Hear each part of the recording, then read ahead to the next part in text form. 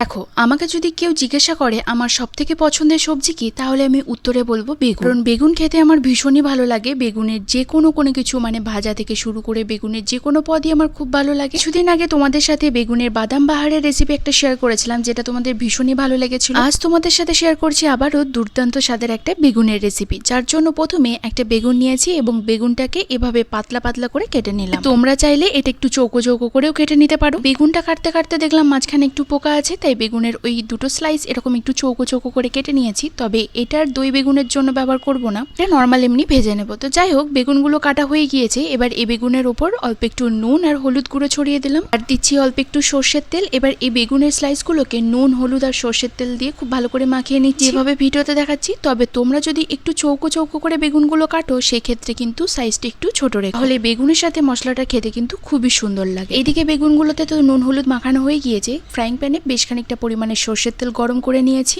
এবার এই বেগুনগুলো তেলের মধ্যে দিয়ে খুব ভালো করে এপিট ওপিট একটু লালচে লালচে করে ভেজে নিচ্ছি। এইভাবে পাতলা পাতলা করে বেগুনগুলো কাটলে কিন্তু বেগুন ভাজার জন্য তেলটা অনেকটাই কম লাগে। তবে এক্ষেত্রে আমার তেলটা একটু বেশি হয়ে গিয়েছে। তোমরা ভাজার সময় তেলটা একটু কম দিও, কারণ নর্মালি বেগুন ভাজতে একটু বেশি তেল লাগে ঠিকই, কিন্তু যেহেতু এখানে একদম পাতলা পাতলা করে বেগুনটা কাটা হয়েছে, বেগুনটা ভাজতে খুব একটা বেশি তেল লাগে। এখানে আমার বেগুনের স্লাইসগুলো খুব ভালো করে ভাজা হয়ে গিয়েছে। বেগুনগুলোকে খুব ভালো করে তেল ঝরিয়ে তুলে নিলাম। আর এদিকে একটা বাটির মধ্যে নিয়ে নিয়েছি হাফ কাপ টক দই। টক দইয়ের পরিমাণটা কিন্তু যে যেরকম গ্রেভির পরিমাণ চাইবে সেই অনুযায়ী টক দইটা দেবে। টক দইটা যেহেতু খুবই টক ছিল, তাই এর মধ্যে আমি অল্প একটু চিনি অ্যাড করে দিয়েছি। খুব ভালো করে মিক্সড করে নিলাম। আর তোমরা চাইলে এর মধ্যে অল্প একটু নুনও অ্যাড করতে পারো। এই নুন মিষ্টিটা কিন্তু নিজেদের টেস্ট অনুযায়ী দিও, একটু বুঝে শুনে দিতে হবে নুন মিষ্টিটা। বেগুন ভাজাতে আমার একটু বেশি নুন হয়ে গিয়েছিল, তাই আমি এর মধ্যে কিন্তু আর আলাদাভাবে নুন দিই। যাই হোক, এদিকে একটা মাঝারি সাইজের পেঁয়াজকে এরকম একদম ছোট ছোট টুকরো করে কেটে নিলাম। ফ্রাইং প্যানে ওই বেগুন ভাজার তেলটা অনেকটা পরিমাণেই ছিল, তাই বেশ খানিকটা তেল কমিয়ে অল্প একটু তেলের মধ্যে দিয়ে দিচ্ছি দুটো শুকনো লঙ্কা, চামচ গোটা জিরে আর অল্প একটু কালো সর্ষে। দেন এগুলো একটু নাড়াচাড়া করে নেওয়ার পর আগে থেকে কুচানো যে পেঁয়াজটা ছিল সেই পেঁয়াজটাও এর মধ্যে দিয়ে দিলাম। পেঁয়াজটা একটু ভেজে নিচ্ছি, কিন্তু পেঁয়াজটা যখন এরকম একটু লালচে লালচে পেঁয়াজটা একটু নরম হয়ে আসবে, তখন এর মধ্যে অল্প একটু ঝাল লঙ্কার গুঁড়ো, দেখতে ভালো লাগার জন্য অল্প একটু কাশ্মীরি লাল লঙ্কা গুঁড়ো দিয়ে একটু নাড়াচাড়া করে নেওয়ার পর এর ফ্লেমটা অফ করে দেবো। তবে এই কাশ্মীরি লাল লঙ্কা গুঁড়ো দেওয়ার পর কিন্তু বেশিক্ষণ নাড়াচাড়া করার দরকার নেই, সেক্ষেত্রে কিন্তু মশলাটা পুড়ে যেতে পারে। যাই হোক, এখানে মশলাটা তো রেডি হয়ে গিয়েছে। এবার টক দইয়ের মধ্যে এই মশলাটা দিয়ে খুব ভালো করে একসাথে মিক্সড করে নিলাম। মশলাটা মিক্সড করার পর একটু নুন মিষ্টিটা দেখে নিতে হবে। যদি নুন বা মিষ্টি কোনো কিছুরই প্রয়োজন পড়ে, সেক্ষেত্রে এর মধ্যে একটু অ্যাড করে দিতে পারো। এর সাথে মশলাটা খুব ভালো করে মিক্সড হয়ে গেলে বেগুন ভাজাগুলোকে দিয়ে আবারও খুব ভালো করে মিক্সড করে সবশেষে অল্প একটু কুচানো ধনেপাতা দিলে এটি দই বেগুন, যেটা বানাতে খুবই কম সময় লাগে এবং বানানো ভীষণই সহজ। এটা ভাতের সাথে খেতে না, বিশ্বাস করো, ভীষণই ভালো লাগছিল। এটা পরোটার সাথেও মনে হয় খাওয়া যেতে পারে। আমি ট্রাই করিনি,